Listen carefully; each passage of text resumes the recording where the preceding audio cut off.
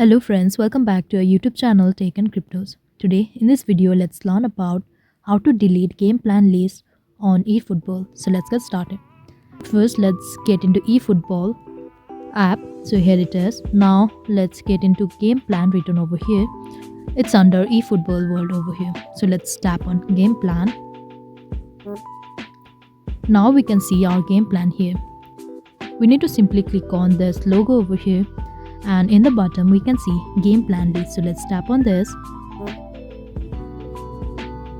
and we can see the list of game plans here. So let's tap on this three dots of the plan we want to delete. Now click on delete game plan and click on delete, and it's deleted.